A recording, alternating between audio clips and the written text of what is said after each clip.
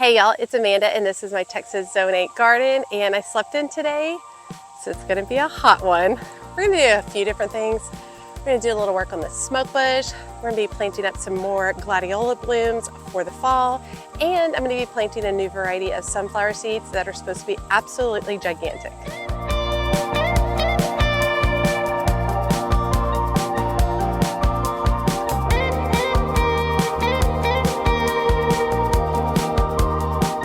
Okay, so here's my smokebush over here. Earlier in the season, we've actually done a lot with it this year. We did we limbed it up earlier in the season, and then we had a massive storm come through that ended up kind of pulling it forward a little bit. We had really, really high winds, and I came through and I cut back a lot of the front area to keep it from being too top heavy. But now some of it has gotten so tall that it just looks unbalanced. And so what I think I'm going to do is I'm going to go through, I'm going to trim back a little bit more just to help it balance up, and then clean up some of the limbing down low just to make the whole piece look nicer. So let me show you guys an overall view of it. Okay, you can see that it's pretty spindly in some areas. So what I'm going to do is, I might have to go get some bigger loppers.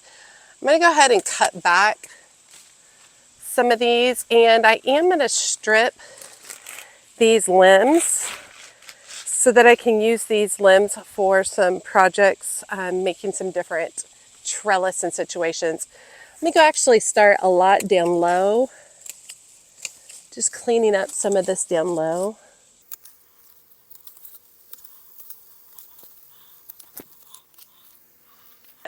Yeah, it didn't have to do much, but just a little bit of cleanup.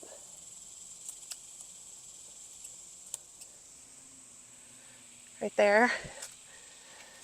Take off some of these taller branches. And you can see by this branch, this is what happens typically when you cut the top of it. It sprays out into a lot of different ones, and I could definitely take all these and bring them inside and use them for floral design. Smokebush is great for floral design.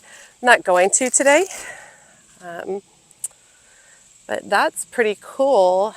And truthfully, just letting a lot of these leaves fall off of this one. Can you imagine this kind of spider-like effect with all these branches? You could turn it like that and make a broom out of it. That would be really cool for Halloween. Maybe we'll hold on to that. I'll make a separate pile of branches. It almost looks like a broom.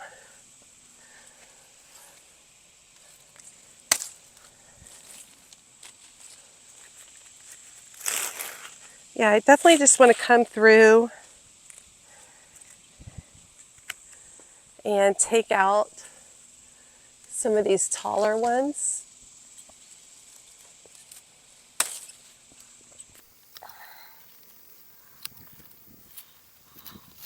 Now, this is not the ideal time to be pruning this smokebush, because it is hot, y'all. However, for those of y'all not in the South, there's a hurricane coming through the Gulf of Mexico. And while I'm thankful that my area won't be getting like the brutal part of it, we are going to get some big storms, which potentially some big winds. And since this guy is still recovering, I don't want it to suffer from winds. And so by going and taking some of this height down, I think that should help it out in the end. And truthfully, where I make each of these cuts, it should begin to put off new growth at each of those cuts.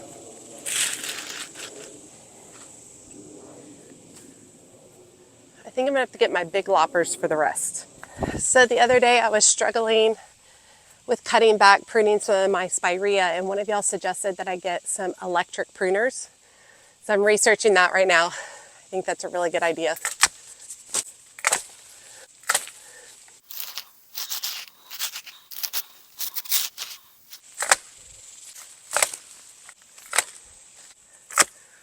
I think that looks better, more balance. I feel a little bit better about this now with if we get any high winds. So I definitely feel better about dealing with that. Okay, look at that guy. I'm like this guy.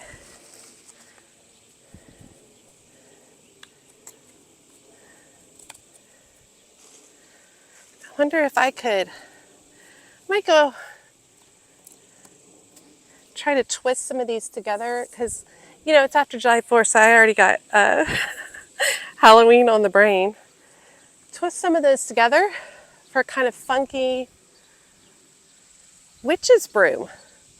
Okay, this is off topic, but we're gonna go ahead and do that real quick just to have a little fun.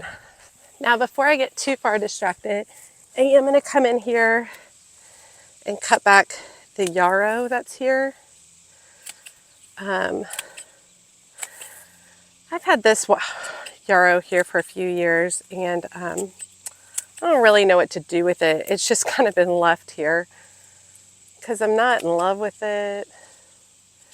I forget to harvest it. There's just, I don't know. Probably I need to move it somewhere. I just haven't gotten to that point of even wanting to do it. So what I'm going to do is I'm just going to do a little bit of cutback on it to see if it will bloom again for me. And to also make it easier for my mowers to cut in this area.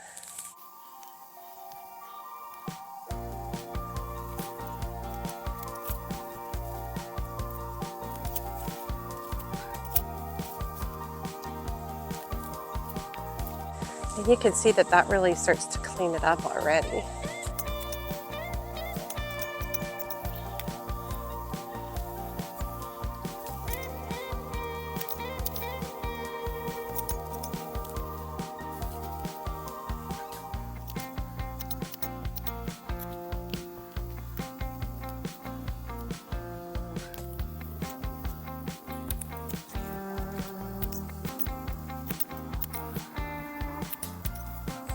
Trim back a little bit of this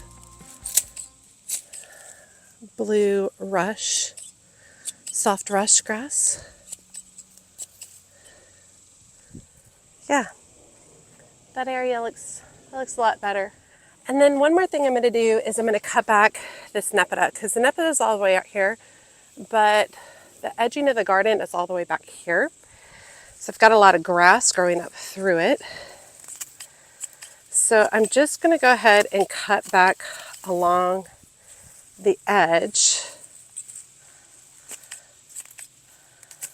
of the garden, just so that when my mowers come, it'll be easier for them to do this area. And nepeta is just such a workhorse. It'll fill in real quick. Look at that difference, y'all. It's awesome.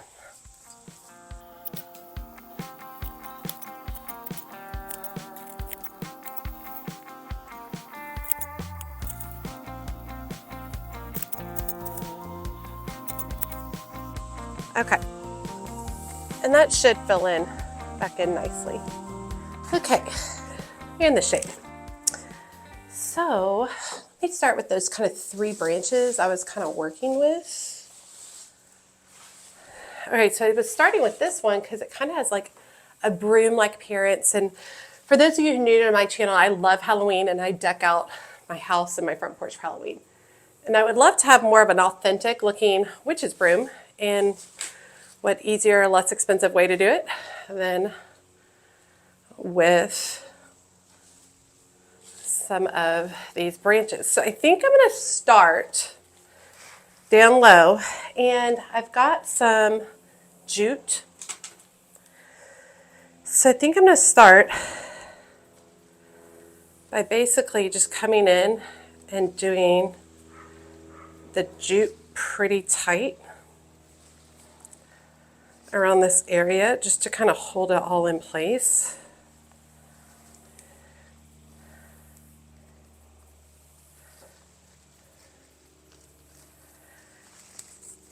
and then tie that off pretty tight. Now, it'll be easier to work with these branches right this moment because they're freshly cut, so they're still pliable. If I were to allow them to dry over the next few months and then decide to come back and work with them, that would not work very well because they would be brittle at that point. So what I'm just trying to do is just trying to see, I'm just kind of weaving them together. So I think I'm going to do another round of jute really tight right here.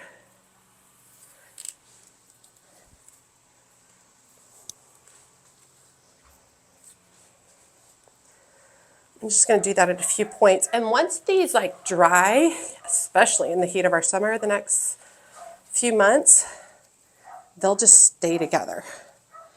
And then most likely I can go back at that time and I can add like a bunch of dried grass or straw at the base or additional limbs and leaves, because all these leaves will fall off. But additional limbs and leaves. And you guys just keep this in mind as you are trimming over the next few months.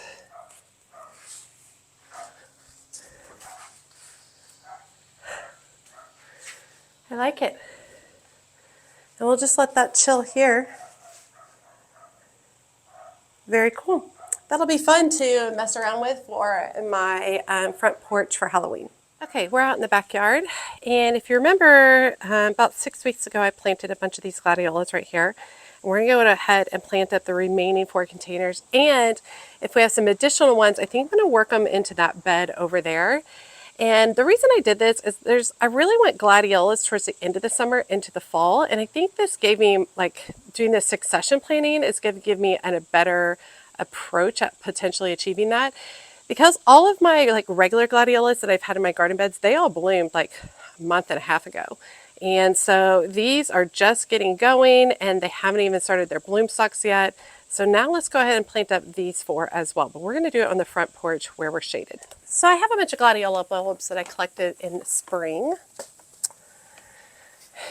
And this particular one was plum tart, a variety of plum called plum tart gladiolus, and none of them came up. Planted them at the same time as all those other ones that you saw that are already growing so well. Not sure what happened with these, but we'll go ahead and replant something else. So what I'm going to do is I'm just going to move a bunch of my soil over.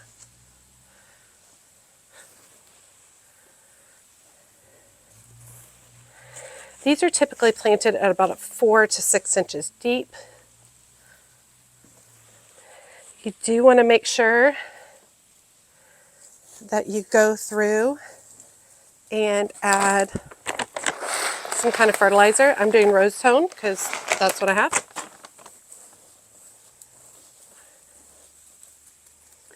Just like that. And where's my little, oh, there it is. Okay, these first ones I picked up from Bluestone Perennials. They are called chocolate gladiolus, which I'm super excited to see how they do.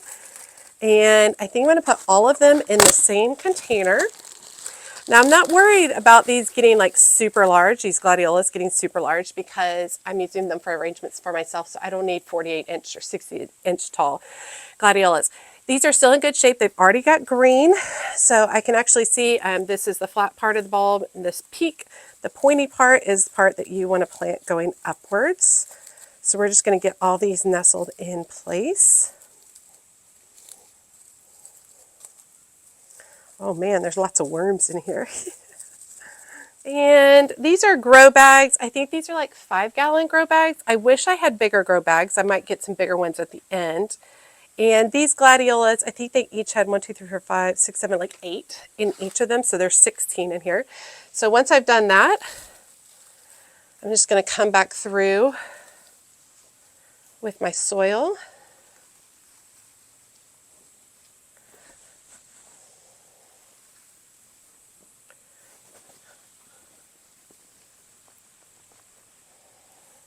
And get all of that original soil put in. I'm not going to push it down really hard, just a nice just like that. And we'll be good to go on the chocolate. Okay, the next variety we're gonna put in is called Dazzling Tangerine Mix. And I picked these up from Homegrown in Farmersville, Texas. And they are kind of like creamy citrus colors. And these are pretty dry, so we'll see how they do. Hopefully they're not so desiccated that they won't grow for me. Okay, this next variety is also for Bluestone Perennials, and you can see that it's actually growing pretty well already, and it's called Lumiere. And I just think they're absolutely beautiful. And I think I'll just do the Lumiere in this one. And this variety is called Sapporo, and I believe I got these from like a Whole Foods in the spring.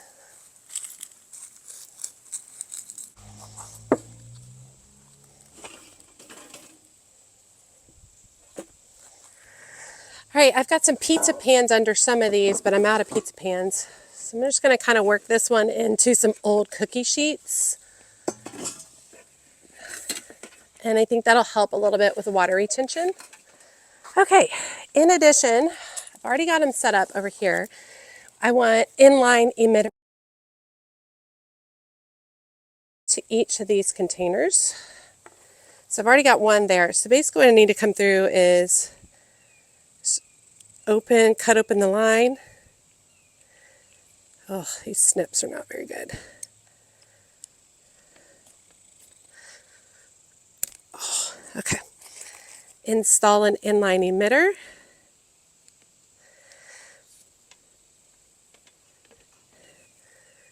And then use a stake to hold it in place. And then go to the next one. All right. And I'm going to go ahead and water these in really well, just to get them started.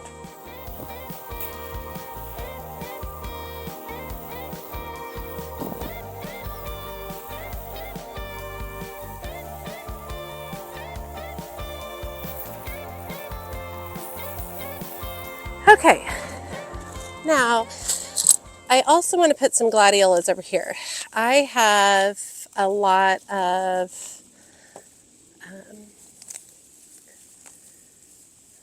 can't speak, celosia growing from seed over here. So I'm just pulling up some of that. Let me get down in this area.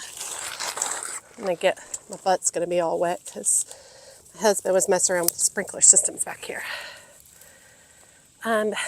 Basically, I just want to work them in through this area. Now, I had put some sunflower seeds in the front portion of this garden, and not very many of them came up, which is to be expected. They were older seeds, and I need to bite the bullet and bite some newer seeds. I'm just going to go ahead, kind of pull out at least some of these weeds. I'm not super worried about them because they actually act as a mulch to help with water retention during this time of year. At least that's what I tell myself, right?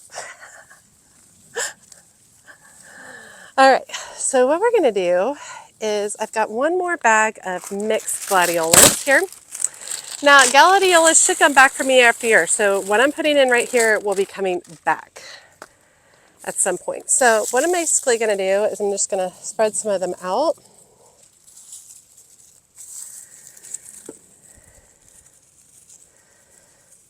And basically I take my knife and I'm going to go down pretty deep with these because that's where the moisture is. And so we want to go down 4 to 6 inches under the earth. And that's going to get these moist and get these going.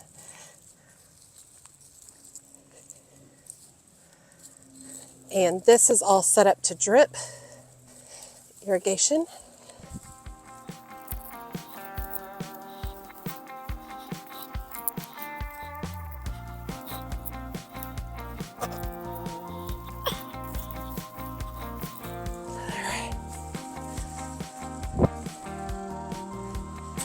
And I think what I'm going to do is, because it's so hot, I think I'm going to add some mulch on top of this and on top of the containers that I just planted up with Gladiolus. And that's just really going to help with water retention, which these bulbs need in order to get going. So I'm going to lay it in here pretty thick in this area.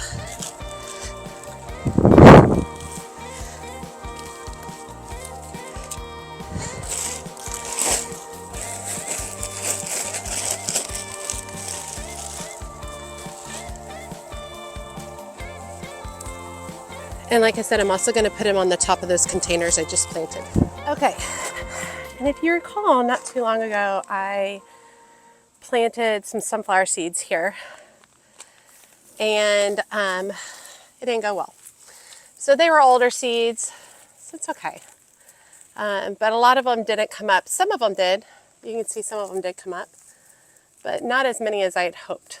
So my Aunt Barb, I was just in Conroe for the 4th. My Aunt Barb gave me some of her sunflower seeds that she had harvested from last year or so, and they're called big black sunflower seeds. So we'll see how these go. She said they're pretty large scale, which I'm like, that would be fun. Let's do that. So all I'm going to do,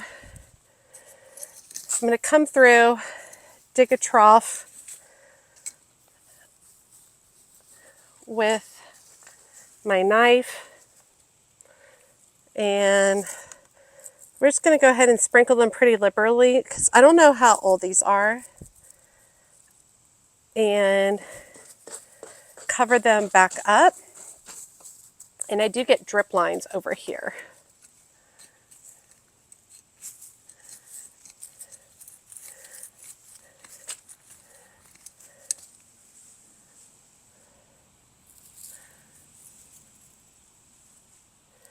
And then I can thin them out as they grow. Spread them out because she said they're pretty big. So, and then I think what else I'll do is I'll come through here with a little bit more mulch.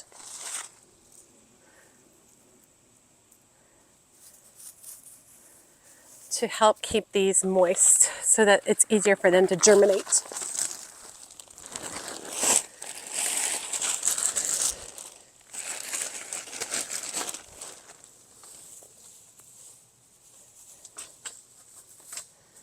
And I think that'll help with their germination process, whereas I didn't do that before in the last set. And it's just so hot already. Okay, theoretically we should get a bunch of sunflowers there. Gladiolus there. Got a lot of status blooming. I need to come harvest that. And not surprisingly, all of my celosia that has reseeded itself over the years is coming back with a vengeance. Just at the time of the year where not as many things are growing.